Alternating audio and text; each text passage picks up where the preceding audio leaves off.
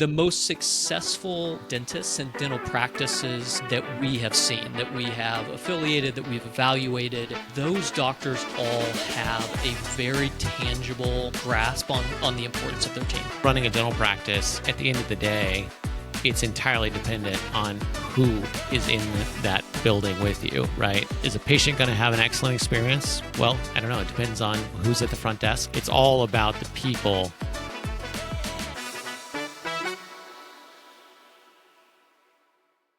Welcome back, everybody, to the Apex Perspective. Excited to talk today about building successful teams. I'm Matt Hale, President and Chief Operating Officer of Apex Dental Partners, here with my partner, David Lohmann, our CEO, and our VP of Operations, Christina Powell. Christina, thanks for joining us. Hey, thanks for having me. So wanted to kick things off, Christina, by talking a little bit about why team development is really a growth strategy for dental practice. You know, we've been through lots of situations here at Apex. We've certainly seen other dentists across the industry who have been through situations where a team became a huge accelerator and really helped the practice grow to the next level. I think we've also seen situations where teams became a big drag on a practice that was once very successful and then became challenged as a result of some change in the team. Why don't we start off by talking a little bit about how bringing in the right people to a team and setting the right culture either can drive a practice or hold it back. Yeah, it's crucial, right? And it's a difficult thing, too, because you only get a certain amount of time to spend with those candidates kind of early on to be able to make some snap judgments about, you know, are they a good fit for our team? Do they have the skills? Are they coachable? Are they trainable? Can they get up the curve quickly? All of these things, you know, we need to sort out, and it can be a tricky thing, but it's definitely doable. Planning ahead of time, understanding what questions you need to ask that are going to get right to the heart of what you want to know is super important. Asking those situational questions about what would you do in this instance, or tell me about a time that you've done certain things, can help you get a better understanding as to whether or not this person has the skills required in order to be a part of your team. So I think if we're really intentional with our time and we prepare for the meeting, we spend the time to get to know them, and we're asking the right questions, it's going to lead you to have a better understanding as to whether or not this person's going to fit in the best for your team. Yeah. Matt, I think this is an interesting topic because in the broader scheme of dentistry. We had Jake Dold, our Chief Marketing Officer, on a prior episode who talked a lot about marketing. Marketing's probably the number one focus for dentists. But if we think about the number one pain point that all practices are experiencing, especially post-COVID, especially through a labor shortage, wage inflation, a generational shift in the industry, this is the topic that dentists are feeling more. It's not as sexy to talk about. It's not as fun to think about. But I think broadly, this team issue, it starts with hiring, but it's a development conversation, right? It's as Christina said, it starts with identifying the right talent. It's beyond that, I think, a process of developing, of creating a pathway. I know things we'll talk about today, but it is probably the number one pain point that dentists are feeling right now, is my feeling, at least. Yeah, I think that's 100% true from what we see. I think it's also it's interesting because it's one of those things where it's very, very real, and I think easier to see from the outside sometimes. And yet when you're living it in the practice, you tend to be comfortable with the situation you have or things as they are. And so sometimes it doesn't get the focus that it should from the dentist, leading the team, because they're there. You're kind of the frog in the boiling pot, right? Where you're used to how the culture is. You're used to what the team is like, what people's mindsets are. And so sometimes you don't realize, because you live it every day, how much that either is holding you back or in the positive case, helping you. And I think that's one of the reasons why we so often see such a focus on things like marketing or new technology, and those being seen as the paths to growth, where I think in reality, in the experience that we've had over the last 11 years, the biggest paths to growth are finding the right team members, getting them in the right mindset where they're taking ownership for their role in the practice, they're taking ownership for the patient experience, and they're really focused on growing both individually and growing the practice. So I think it's interesting how when you're living in a practice, really a lot of times are too close to the project in a way. And I know, Christina, that's something that you've seen a lot as you've helped lead and develop practices across Apex. Yeah, I think oftentimes that comes to fruition in hey, we need more people. We just don't have enough people on our team. We need another front office person. We need another assistant.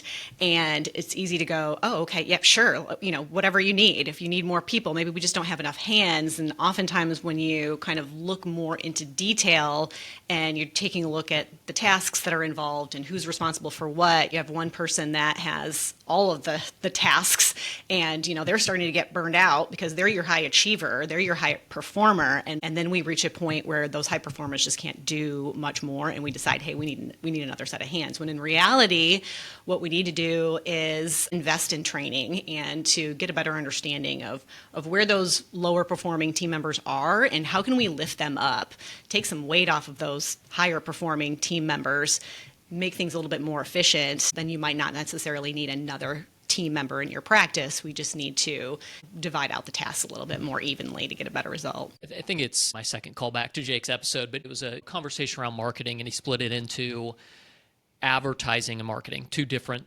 concepts, actually. Advertising is the part of marketing where you're out there attracting a new patient with ads or whatnot. But marketing really extends through that entire patient experience in the practice. And so back to the original question of how does investing in your team members drive growth? And in some cases, more so than that advertising or new technology spend, office refresh, all the things that are important and in many times easier, more expensive oftentimes, but again, easier. And I think a lot of doctors default to that. A lot of people default to that across industries. Developing people is hard. But it'd be interesting just to hear both of your perspectives on living this and spending a lot of your time on this within Apex, how you talk about that opportunity to doctors. A lot of times it's a bifurcation of the high performing and low performing and how tasks throughout the day or responsibilities get divided. We've all heard that, a chain is only as strong as its weakest link. And I think part of what you're talking about kind of speaks to that if we're not developing those lower performers and developing all members really, that our growth is stunted. So how do you convey that concept to doctors and office leadership teams when they're feeling that growth is stunted and really pointing to things that are not team development? Yeah, I mean, I think everything's team development, right? We're a people business, and so if there are processes that are not working right, or if our patient experience is suffering, it's always going to be a developmental, issue. So I think we need to drill down to what's the root cause and what can we improve on. Let's look for opportunities and look for areas that we can improve on. And the next step is naturally going to be, okay, who do we need to train and who's responsible for taking on the training for it? So as we're talking to doctors, and I think trying to figure out, okay, well, where is this a training opportunity? I think we're really speaking more in general about the opportunities that we see within the practice and then how our team can play the biggest role in making sure that we're capitalizing on that opportunity. Yeah. Yeah, I think one of the aspects that is challenging about this business is you tend to be busy, right? From the moment you open till the moment you close, right? And so it's hard to make time to have a conversation with somebody, a sit down, long conversation. And it's so easy to avoid the pull somebody aside in the hallway and talk to them about something that just happened conversation, that a lot of times it doesn't happen. And that's one of the things that we really try to develop on in our leaders, across the company, is you've got to have that 2-second pull aside conversation when that less than ideal behavior surfaces, right? You got to do it for all sorts of reasons. Number one, so that you can move that person in the right direction and help them understand what the expectation is and how they didn't meet it just now. Number two, you got to do that so that you get that outcome for yourself. Number three, you got to do it because you owe it to them. A lot of times people as leaders think that other people should know what the expectation is. And in reality, it sometimes hasn't been communicated at all. And a lot of times it hasn't been communicated in a way that was heard by the person. So taking those 2 seconds to communicate it in the moment, in the context when it happens, I think is the biggest thing that stands in the way between kind of your everyday leader and getting to a place where they have a really high performing team. So that's one of the things I think is very important that we focus on. The other aspect of it, I would say, is taking the time to think about what your expectations are is really important. That's one of the things that we've done really well here at Apex is we have a team expectations worksheet, and we work with our office leadership teams to sit down and actually codify in writing what are my expectations for team members. How do I want things done? What is my expectation when I walk into an operatory for a hygiene exam? What's the situation I'm going to walk into? And if you sit down and you make those very clear, first in your mind, right, as the leader, as the doctor, but second to your team, so everybody's on the same page, then it makes it so much easier to have that 2-second pull aside conversation when your expectations aren't being met, because you've got them clearly written down, you've communicated them clearly. You're not explaining to that person what your expectations are and why they didn't meet them. You're just saying, hey, what happened here? You know what the expectations are. You know why they're important, and that's a key, right? What happened? How can we fix this? And that makes that conversation a whole lot easier. So I would say those two things, laying the expectations out and having them clear first and foremost for yourself, but second, having taking the time to have those in the moment, in context conversations are two of the most important pieces of the puzzle, and a lot that we see don't happen a lot of the time. Yeah. I mean, to your point, feedback is a gift, right? That's right. It's a good thing. People genuinely want to know what they're doing well and where they're lacking. It's better to address it sooner rather than later. The last thing you want to do is save up your gripes and the feedback that you have for a week or a month, or maybe you're waiting till an annual review time. And just that immediate feedback is good, and it's helpful for people to understand where they're at in general. Well, then it's not emotionally charged, right? I think a lot of times people avoid those conversations because they avoid the conflict that they feel in those moments. And a lot of times that comes from exactly that, right? Waiting, letting these things build up until you're ready, as a leader to explode because this person's not doing their job and they ought to know better. And, whereas if you just pull them aside in the moment, it's a lot easier to say, hey, what happened here? And do that without the emotion. I want to spend just a second on this because we started with why hiring is so important. I think the reality is hiring is hard. It is look, even the best at it in the world aren't even close to perfect. I mean, I who knows what the actual hit rate is, but we've all made bad hires, and I think for a lot of people, a past bad hire puts them into this place of paralysis where I don't want to make a decision, and I think that's a reality that's difficult to overcome. That hiring is hard. I think when we talk about development, investing in a team, part of it is to avoid that hiring necessity into the future, right? And Matt, you're talking about constant feedback. Again, difficult, difficult for anybody. The best managers in the world, have figured it out better than many of us. But I think it's all, yes, it's part of developing that person. It's getting the best outcome for them, for you, for the business. But if that's not enough for you, a really good motivator is that it helps reduce turnover. It helps reduce the need to turnover, whether that's voluntary or involuntary.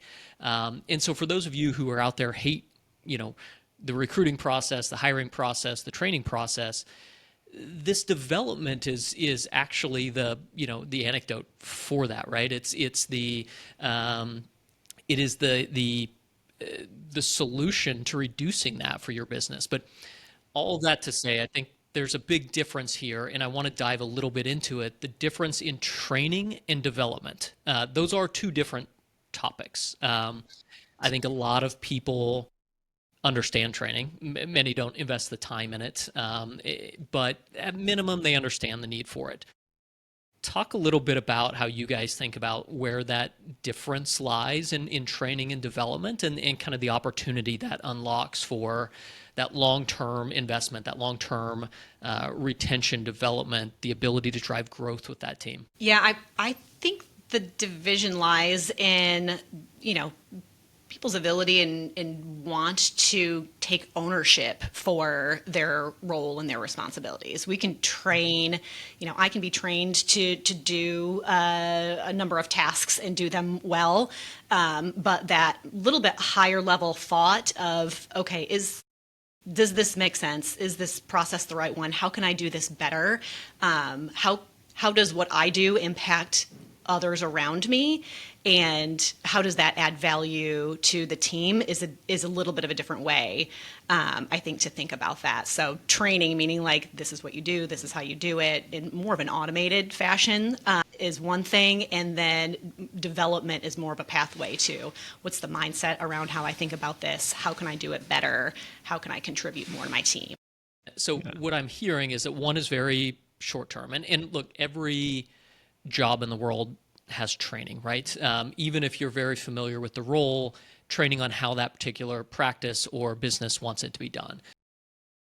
In a lot of very high turnover industries, fast food, retail, where 100, 200% turnover in a year is kind of built into the model, it might stop at training. But what I'm hearing is it's a little bit of the difference between a job and a career, taking that longer term orientation. I know we talk a lot about this internally, Matt. I'd love to hear your thoughts on, why making that mind shift from a job to a career is so important, both to your success as the practice owner or the business owner, but also for that individual team member's, long-term future. Yeah, 100%.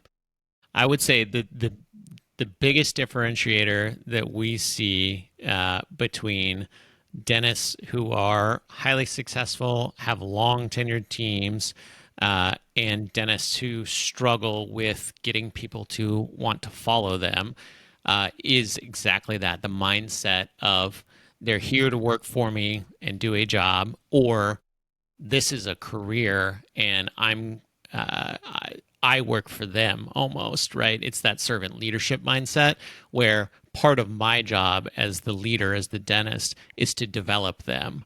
And yes, that ultimately serves my goals, right? To have a better running practice, have a practice that's growing, that's delivering an outstanding patient experience. But that's an end result, right, of me doing my job as the leader to help this person grow and develop and get better. So I would say that when you're doing that well, people feel invested. That's the biggest difference in my mind. They feel that this is their practice. They feel that they are very much a part of it. They feel ownership for it. They want to do a great job. They want to do a great job for you as the leader because they respect you, but they want to do a great job for you as a leader because they know that you care about them and that you're investing in them, you're helping them get better.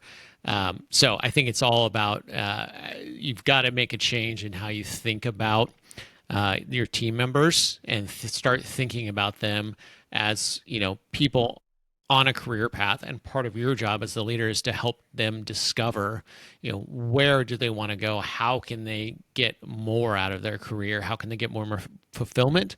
How can they get more income?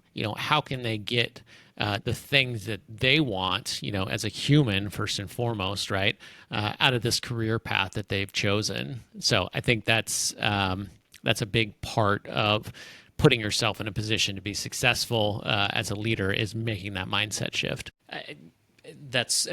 Well said. I think, one of the things that we've seen pervasive in this industry is, well, John's been with me for 30 years, so John makes X dollars, or Susie's been with me for Y years, so Susie makes Y dollars. And that's difficult. Look, there's obviously value in tenure. There's value in experience. But I think this development concept comes in here to where we're seeing more and more. Every younger generation, it was the millennials 10 years ago, and now that's a mid-career, late career, person even. And so this concept of, well, this younger generation just wants it all now. And yeah, part of that is true. Part of it's understandable, right? We all, especially high performers, want the opportunity to do better for themselves, for their family early on. How do you guys think about, or what advice do you have for dentists who are, trying to balance that of, well, this person's been with me for a while, so they're at this income level, I can't possibly put that person at that income level, or I've always just had, every year, every employee gets a 15% bump. And now I've gotten myself in this position where the practice hasn't grown for years and years and years, but my expenses and costs have gone up. How do you think about this concept of development in relation to growth and ultimately income opportunities for team members across the practice? Yeah. I guess I've always been more of a merit-based proponent. It's not a given. We all know that everybody wants and needs a pay increase. We're all wanting more constantly, right? It's about, what do I need to do? Human condition. Human condition, yeah, exactly. So we're all searching for. Inflation, prices are getting higher, milk costs more every year. We're always needing that additional income. I think that giving a pathway to how to achieve that in a meaningful way makes a whole lot more sense than just making it subjective. So if we're just having meetings once a year with our team members, one-on-ones, to talk about how they're doing and giving them a compensation increase or not giving them a compensation increase, and just having that conversation once, it's really difficult for all of us to understand where we lie, where we fall, how are we doing? Are we doing well? Are we succeeding? Are we missing expectations? Just having something that is very tangible to say, hey, here we are, getting teams invested in their numbers, getting teams invested in the practice KPIs. Let's share with them how well the business is doing, and having those more frequent conversations with your team members about how they're doing and what they're doing correlates to the success of the business, can be a whole lot more successful. For the doctor,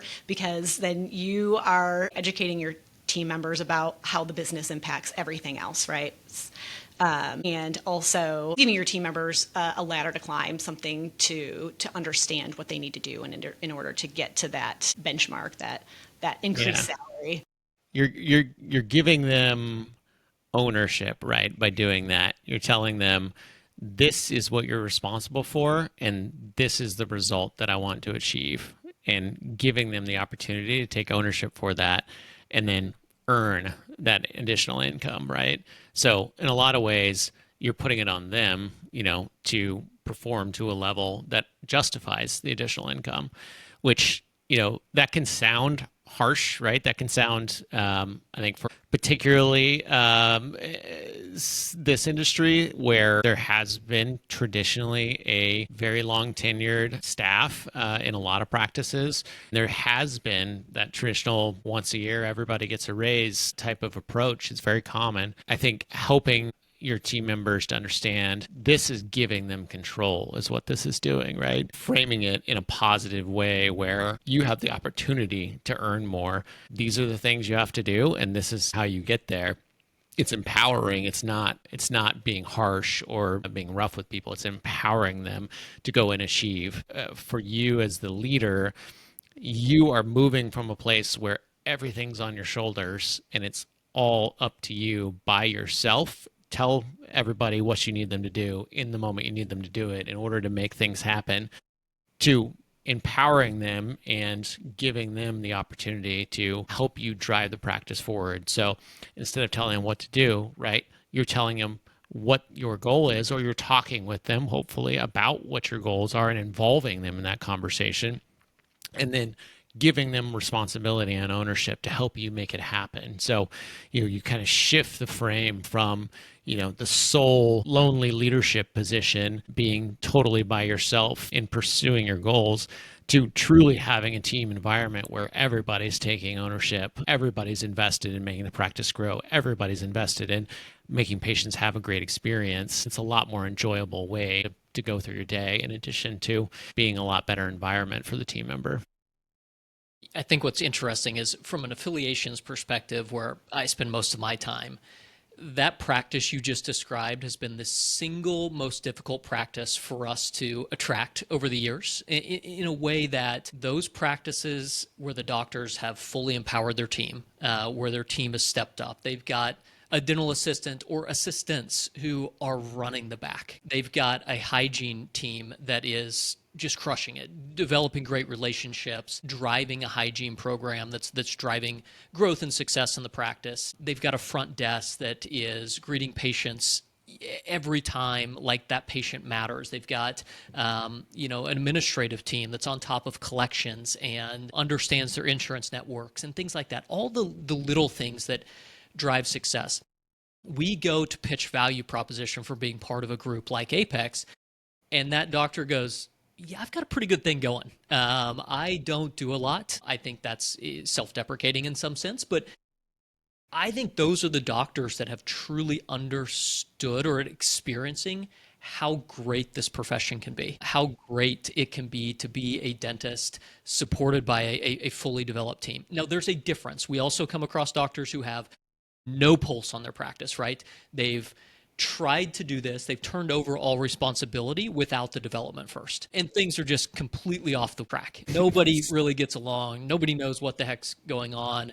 There's this false sense of security because, well, I don't do anything. Yeah, but it doesn't mean it's getting done or done well.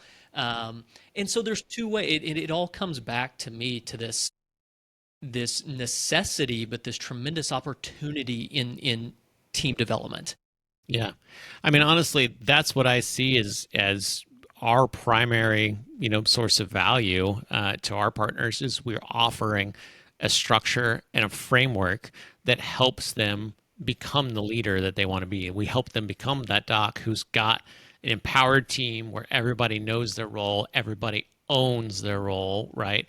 And yeah, hopefully they come to work every day and feel like, well, I don't really have to do much. I just come, I do dentistry. I enjoy being around my team. Folks take care of the things that I've told them I expect them to take care of, and everybody's happy, right? So bringing that framework and that structure, the training and development, being able to help a doctor get from point A to point B in terms of becoming that leader, that's really the value that I see us as an organization bringing to our partners first and foremost. Certainly there are other things, but first and foremost.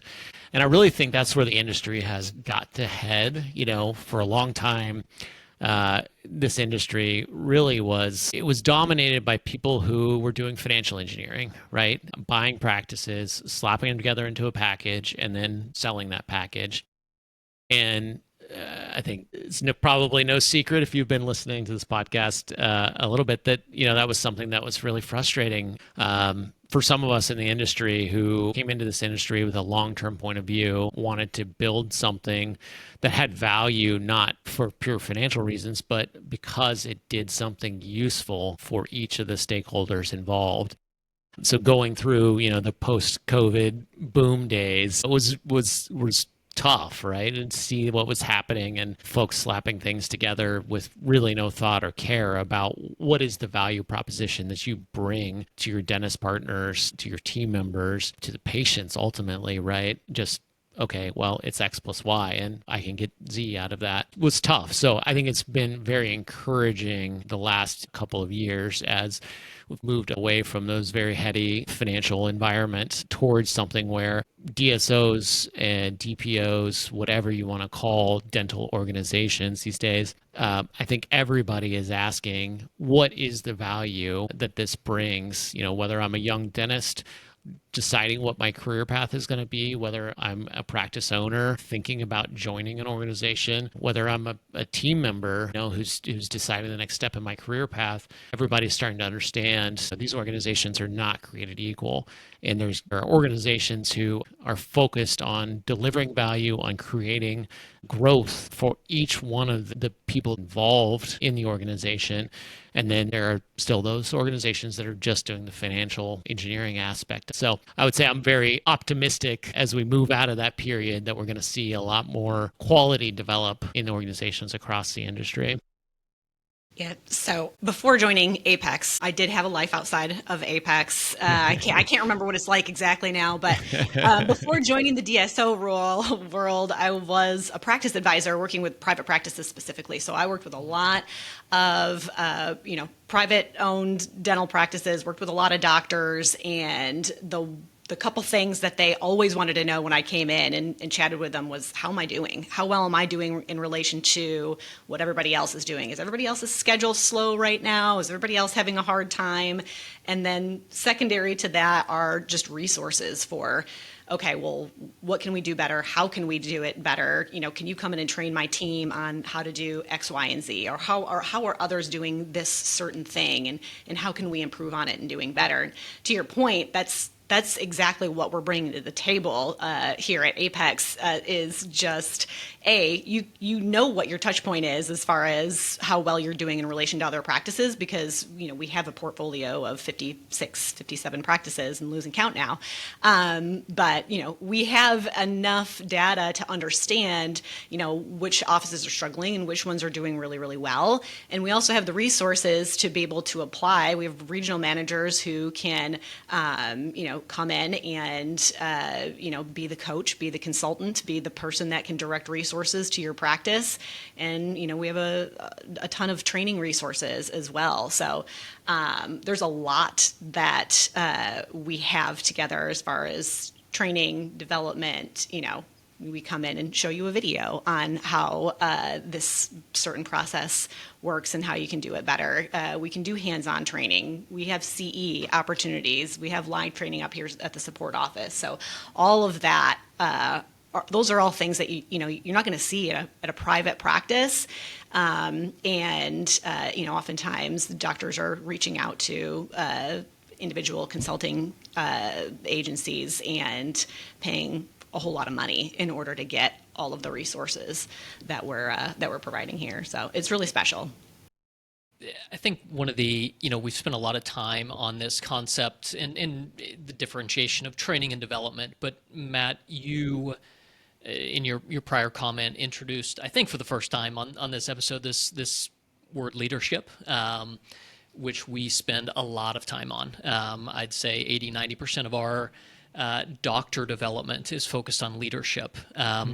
Just be interested in your take on why leadership is often the difference between a team that stagnates versus a team that continues to grow. And as a run-on question, if I may, how do you think about leadership? How do we talk about it internally? How would you encourage doctors to talk about it? Does leadership stop with those that have a title? Does it have to be solely driven by the doctor or the office manager?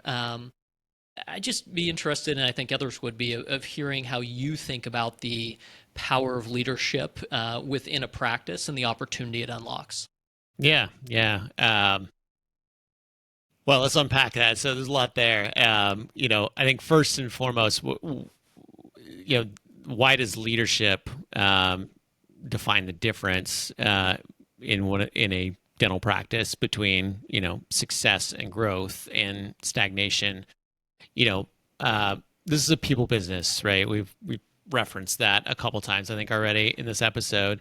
Dental organizations don't have factories, they don't have patents, right? what you have are great people and the structure and process that helps them become better.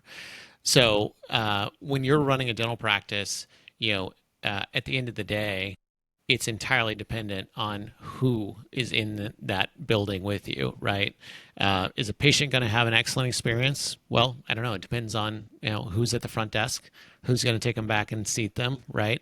Who's going to be doing their hygiene that day, right? It's all about the people, and people are incredibly sensitive to mindset.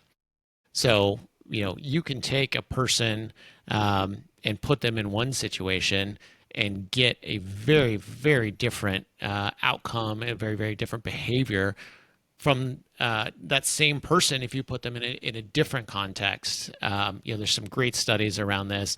Even, what the weather's like outside, what topics the person's recently been exposed to can impact, how a person interacts and what they do given a certain set of circumstances.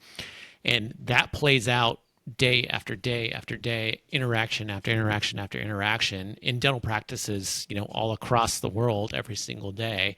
So, your leadership either puts your team into a mindset that encourages them to be better, helps them get stronger every single day, or doesn't, right? And in a lot of cases, if you leave a vacuum as a leader, that vacuum ends up getting filled with something negative. That's the reality. There are people who overcome that, right, and manage to kind of self-feed themselves positive. But more than a majority of the human population will fill a vacuum with some negativity. So it's part of every leader's job, I think, to make sure that you're there helping people go to the positive side, find the positive in whatever the challenges you're dealing with, and turning it into an opportunity. There are so many different ways to lead. I think first and foremost, leadership is not a title. Leadership is a way of thinking. So, we talk about internally at Apex that everybody should be a leader, because leadership is about owning your job. It's about finding ways to get better. And it's about being somebody who says, care enough that I'm going to try to make myself better. If you are, you can't have that mindset and not be a leader. And you can't be a leader without that mindset. You can be a leader in title, but you can't be a leader in actuality without that mindset. So I think thinking about what that is and framing that is really important for yourself. It's really important for building a team that you understand that. I think the other aspect that is really important in my mind, and as a result, something we focus on a lot here, is there are lots of different styles of leadership. There's lots of different ways to approach leading. At Apex, we focus a lot on servant leadership. The mindset that the team does not exist to serve the leader's needs.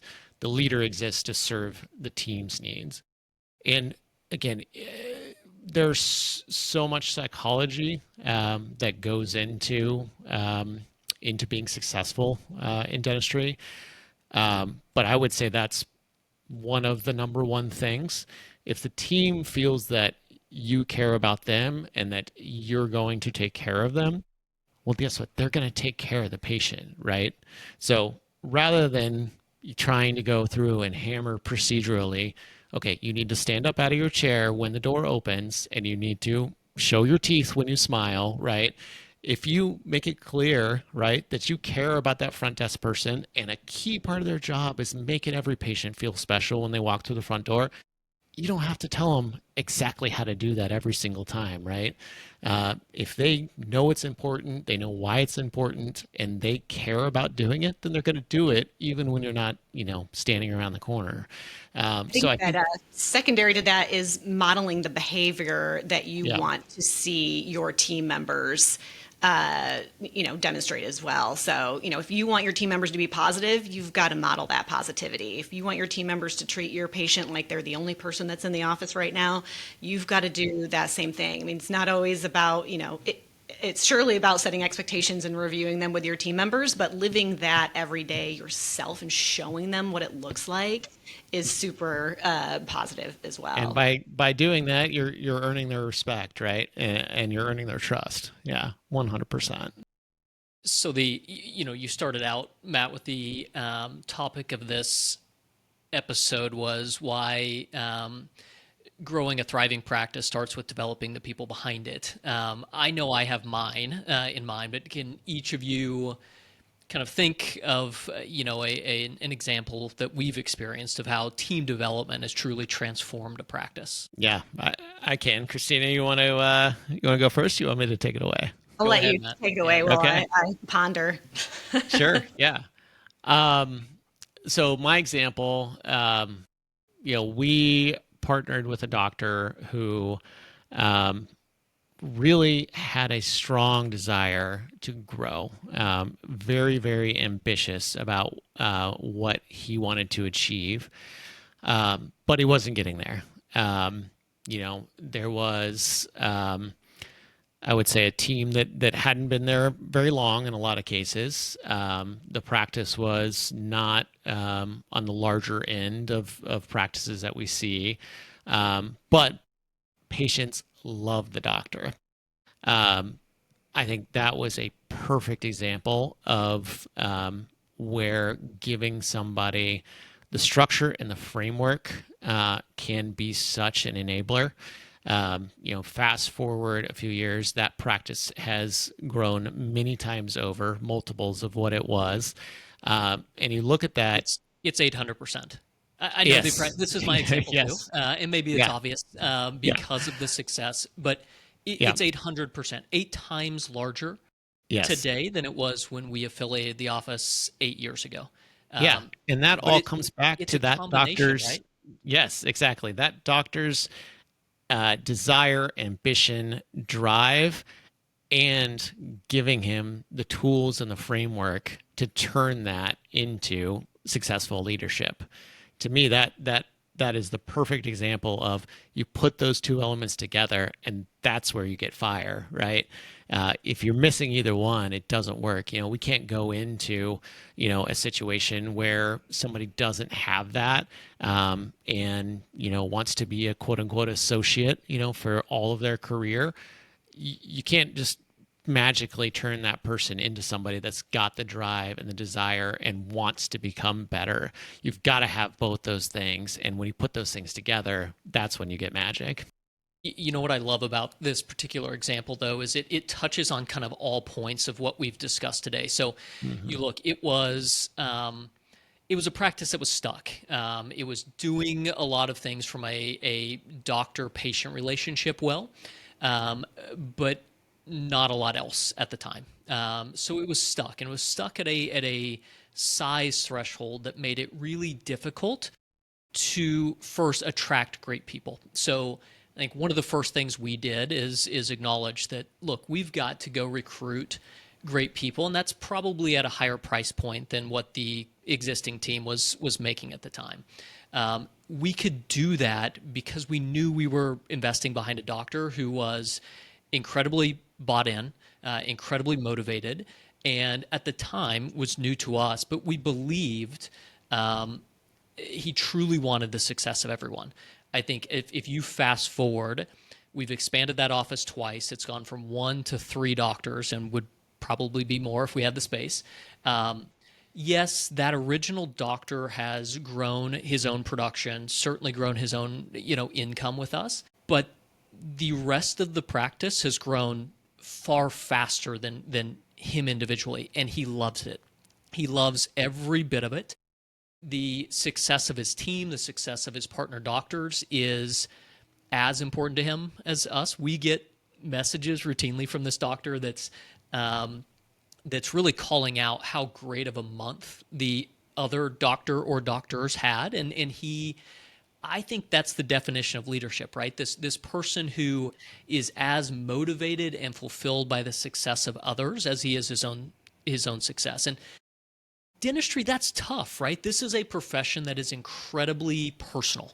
It's the successful doctors, at least, have invested heavily in the relationships with their patient base, and seeing another doctor within their practice be successful is a real challenge to a lot of people. That may be difficult to hear for some of you, listening to this, but it's the reality that we've seen time and time again over, our time in this industry. When we see those doctors who, and leaders broadly, who are as excited about the success of others as their own, what we see is their own success is there as well, right? Yeah, that's the exact example that I was thinking of. And I think it's probably because it's the starkest, right? It was one of the most significant underinvestments in a team originally. And also one of the highest growth, outcomes that we've seen, and probably that exists in dentistry, broadly. What makes that so incredible is you're not talking about starting from $200,000. It No. was a sizable practice. It wasn't huge, but it was a very big number to multiply by 8, right? Which is Yes, pretty for sure. incredible. At the risk of tooting our own horn too much, I will say I think one of the key elements of our model at Apex, and I think most successful DSO or DPO models, is having a stake in the financial success of the overall practice. One of the things that's key is you said, that doctor's production and income has grown, but the overall practice has grown much more than that. But he's got a big stake in that as part of our profit share and as part of an equity investment in Apex overall, which I think is such a key part, because if you don't have that, you are still a man on an island if you're not an owner of the organization, if you don't have a stake in the profit of the individual practice. So I think having those elements is such a key thing to enable that type of situation and that type of mindset to take root, where yes, you care a ton about your personal production and your personal income that comes from that, but you also care so much about the practice and the growth of the team overall. And you're excited about that other doctor that's part of your team winning that month, because you're excited for them because you care about them, but also because it means something for you, and you get that reward. I just think that is such a very key part of any successful partnership model. It's got to be something where everybody's better off and everybody's interests are aligned 100%. Everybody's going to get rewarded. We win together. We'll take that, Matt, to the broader topic of what we're talking about. That's with doctors, and we believe, but we've taken that approach throughout the organization, throughout the practice. And we talked earlier about one of the key to unlocking true high performance of a team is making them feel invested, making them feel as though they're a stakeholder in the practice. Talk about how we have taken that approach with team incentives, aligning incentives, objectives, goals. Yeah. What comes with that? It comes in a lot of cases with being willing to talk numbers with your team, letting them know 100%. how you're doing, Yeah. how they're doing. So I guess maybe that'd be helpful to hear how we've thought about it. Yeah, absolutely. And I won't steal the spotlight, Christina, 100%, but just kind of set the stage. This is such an interesting topic because people come down so dramatically on either end of the spectrum on this topic. They either think that incentives and using numbers are the worst thing that it can possibly be done in dentistry, or they think this is the answer to all my management problems. I'm just going to put dollar signs out there and then everybody will work hard. Everybody will do the right thing and we'll win. In reality, of course, the answer is somewhere in between. Of there's some great things about incentives. There are also some major drawbacks, and you have to be careful how you set up incentives, how you talk about them, how they operate, because it's a sharp knife, right? That's what we always say around here. Of it can be a really, really useful tool. It can be very effective. It also can slice the crap out of your finger, right? So you've got to be really careful how you set them up and how you talk about them. I think to your question, the way we approach incentives is to try to align everybody's interests. So internally, we have this principle. One of our guiding principles is SR squared. So shared responsibility and shared reward. So SR squared. The idea of that is you've got to have a personal stake in the outcome of the work that you do in order for you to really, truly be 100% motivated, right? If you don't have a stake in the outcome of the work that you're doing, real dollars and cents, in your bank account into the day stake, at the end of the day, you might be a person who's 98% self-motivated, but you're never going to get that last couple percent. It's just the way human nature is. We all have competing priorities. We all have things that are pulling at our attention. We all have, didn't sleep last night, got 100 kid events to do tonight, got people texting me, whatever it is, right, that is pulling at our attention. If you don't have that personal stake, it's hard to find the energy and prioritize getting to that ideal place in whatever you're doing, right? So having that is a really key thing. I think it's very important that is aligned 100%. You have to get really, really thoughtful about how you structure these. A common mistake that we see on these is going too specific. You see every time we get an Invisalign start, let's say, or I'm going to pay everybody when we get to this number every single day. And there are upsides to that, don't get me wrong. I think there are also a lot of downsides where the more specific you get, the more that incentive tends to drive behaviors that aren't ideal. Not necessarily that they're bad, they're untoward. Sometimes they are, but sometimes they're less than ideal. And the more specific you get, the more you tend to drive that. So I think being careful about where you fall on that spectrum of everybody having a stake in the general outcome to driving very specific real-time today actions, you have to be really thoughtful and careful about that. So I think having that is a very, very key part of having an overall structure that helps team members take ownership, but you've got to approach it from that level of, I want to generate buy-in, I want to generate ownership mindset, I want to everybody to know that they have a personal financial stake in us achieving the goal, and I want it to become their goal, rather than I want to put, this bogey out there so that they will go and hit this specific bogey. If you don't generate the ownership and the buy-in, you may generate a result in the short term, but over the long term, you're either going to generate a result you weren't intending or a less than ideal result as well. Yeah, and I think to your point, the doctors, the private practices, the DSOs that don't talk about numbers, they shy away from numbers. It's because usually they don't want to motivate the wrong behaviors, right? They feel like if they put a number out there, their teams are going to do whatever it takes to reach that production number, whether it be by ethical means or unethical maybe, and they don't want to drive that behavior because they care about their patients and they care about their practice, and they want people to do it because they're doing the right thing and they're doing a good thing. And I think that we can do both of those things, right? We can pull back the curtain and let team members understand what the business looks like behind the scenes, and why we need to reach that number and what good will happen if we do. But going back to the very start of, if we're not very clear from a leadership perspective about why we're doing this in the first place, what our intentions are, where our heart's at, what our mission is, and why we get up and do this every day, it makes the numbers part really, that conversation is going to be much more difficult. So, originating from a standpoint of, this is why we're doing this and this is what I believe in, that's how, that's why people want to follow you. That's why they respect you as a leader. Yeah. And you've got to start from that foundation. 100%. I think everybody's probably heard the phrase that you can't manage what you don't measure.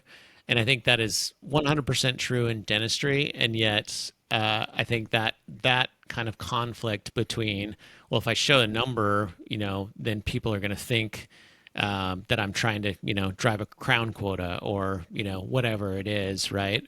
And those are valid concerns, but the reality is if somebody's going to think that you're trying to drive a crown quota, they have a certain impression of what your base drivers are and what you are about. So maybe you should start there and understand why they have that impression and maybe reset that, right? And that's more the answer when it comes to the whole conversation around, well, we don't use numbers in this practice. Well, let's talk about what we're trying to do, and then let's talk about what numbers are, because numbers are a tool, right?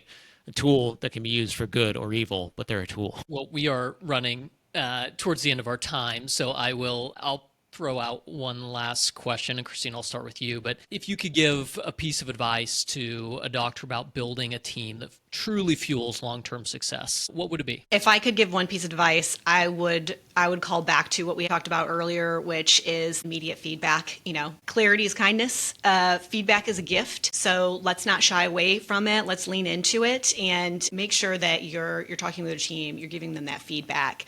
That everyday training is so invaluable to getting your team members trained, getting them developed, getting them to have a good understanding of what their expectations are. So it's a thought process. It's an everyday activity. 100% agree with that. David, how about you? Let's throw it back to you before I get put on the hot seat. I think mine just starts with the basic understanding of the value of the team. I think in any profession, any role where there is a primary driver, right? Dentistry is that you take your average general dentistry practice, 75-ish% of the revenue is driven on the doctor side. In a specialty practice, it's 100%. It's easy to drink your own Kool-Aid and believe that you are the most important member of this team and you drive the success. And I go back to what we said earlier. The most successful dentists and dental practices that we have seen, that we have affiliated, that we've evaluated, those doctors all have a very tangible grasp on the importance of their team. They are often the ones that, even if they are the main driver of success, I think they're the quickest to go, hey, my team is very important to my success. My team is what drives the patient experience. My team sets me up for success. My team makes sure that I'm running on time or understand this patient's name or background or remember who they are. And I think it starts with that. I think if we all understand the value a team can play in my success, then a lot of these really hard things that we've talked about, the time commitments that we've talked about, the commitment to giving that continual feedback become a lot easier. They become something that we accept as necessary for our own success.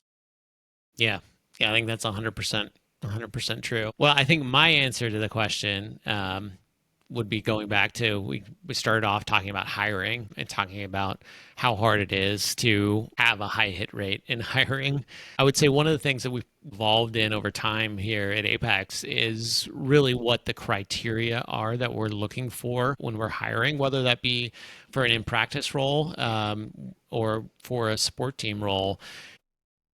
Historically, we had a very big focus on skills and experience. If we're hiring an RDA, how long has this person been an RDA? If we're hiring an administrative professional, how long have they been working in an administrative professional role? What systems have they worked with? What skills do they have that fit into that role? And I think over time, both as we thought more deeply about the right strategy and how to build an effective team, and candidly, as we as an organization built more resources, more development and training resources, we've shifted more towards looking for a person with the right mindset, the right motivations, rather than necessarily somebody that already has the knowledge or the skills, right, to do a particular position. If we find somebody who is an A+ learner, an A+ player, somebody that is going to be able to sit down and you're going to come away saying, that person is awesome, I want to work with them. I don't really care if I'm hiring for an RDA role, how long they've been an RDA. I don't really care, how long they've been an administrative professional, right? Because I can teach them those things. I can help them develop those skills. I can help them grow. I can't a lot of times change somebody's kind of base mindset. You can move it around, right? I like to use the analogy of trying to move a tree. You can blow really hard, and yeah, you can move it a little bit, right, at the top. But at the end of the day, if somebody's rooted in a certain place in terms of how they think about the world, you're gonna have a really, really hard time trying to move that. So, looking for somebody that's got their roots in the right place, that has a mindset that you think can fit well with your team and you as a leader, I think is a really, really key aspect that doesn't really get focused on as much as the skill piece, particularly in dentistry, which is kind of interesting. So that would be my piece of advice: is thinking about hiring the best person and worrying about the skills a lot less. Well, and as training and development becomes a bigger part of the culture within your practice, that becomes an easier concept to get your head around, right? Yeah, that's right. When you get better at developing people, it's a lot easier to understand that going and developing this person for maybe outside of dentistry or newer into dentistry isn't nearly as scary as it probably is for a lot of people. So no, I think those are all great pieces of advice, and hopefully something that anyone listening to this can take from it. So we'll let's call it there. And Christina, thanks for joining us today and giving your insight into how you think about team development, how we've approached it as an organization, and maybe unless anybody has parting words. I actually do have some parting words. Please. I think this applies. So, I was scrolling through Instagram or Facebook or something the other day, came across a clip from Simon Sinek, who I love, and he's a great thought leader, motivational speaker. If you haven't listened to him, check him out. But, as he was talking about before he gets up and does one of his trainings or live sessions, just to get in a positive mindset, get in the right mindset beforehand, because everybody has jitters, even Simon Sinek. He has a mantra that he says to himself that is just simply, I'm here to give. I'm here to give. And so I started taking that on myself, and even, pulling up to the support office before I get out and setting my mindset as I'm here to give before I give a presentation, or I'm here to train somebody. That's what we're all here for, right? We're here to give. So I think as we're going through our daily lives, whether or not you're a leader or if you're in a different role, having that mindset of I'm here to give, and like I said, modeling that behavior is setting the tone for others as well. So I will just end on that: is I'm here to give, you're here to give. I think we all are as well. So it's useful. Yeah. Drop the mic. I love it. All right. Well, thanks for that. And I guess we'll see you next time. Right. Thanks, guys.